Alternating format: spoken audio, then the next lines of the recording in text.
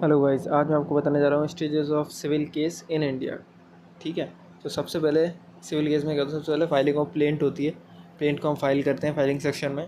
उसके बाद जब प्लेंट फाइल हो जाती है उसके बाद सेकंड नंबर पे होता है इशू ऑफ समन्स होता है। समन्स को इशू किया जाता है किसको, डिफेंडेंट्स को, जो कि हमारे प्रतिवादी बनेंगे आगे जाके।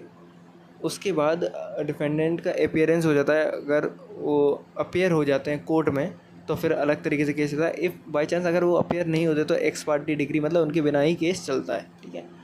अगर वो अपीयर हो जाते हैं तो उनको रिटर्न स्टेटमेंट फाइल करना होता है। कितने 90 दिनों में उनको रिटर्न स्टेटमेंट देना होता है। थर्ड नंबर के पॉइंट पर रिटर्न स्टेटमेंट देने के बाद फ्रेमिंग ऑफ इश्यूज़ होंगे, क्या क्या मुद्दे हैं वो निकाले जाएंगे।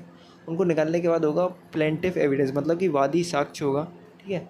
वादी साक्ष्य में प्लेंटिव के द्वारा जो भी गवाह होंगे वो लाए जाएंगे। उसके बाद क्रॉस एग्जाम उन्हीं प्लेंटिव एविडेंस का वादी साक्ष्य का क्रॉस एग्जामिनेशन होगा, किनके, डिफेंडेंट द्वारा, प्रतिवादी के द्वारा क्रॉस एग्जामिनेशन होगा।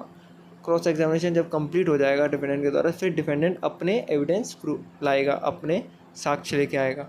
डिफेंडेंट एविडेंस कंप्लीट होगा। उसके कंप्लीट होने के बाद अगर कोर्ट को लगता है कि ये केस मेडिएशन से या फिर सेटलमेंट से सही हो सकता है तो कोर्ट उसके लिए उसको रेफ़र करती है। बट इफ़ अगर ऐसा नहीं करती रेफ़र या नहीं हो सकता वो, तो उसके बाद 6th पॉइंट आर्ग्यूमेंट्स होंगे उसमें दोनों एडवोकेट्स के। आर्ग्यूमेंट्स के बाद होगा जजमेंट, जो कि कोर्ट के द्वारा होगा।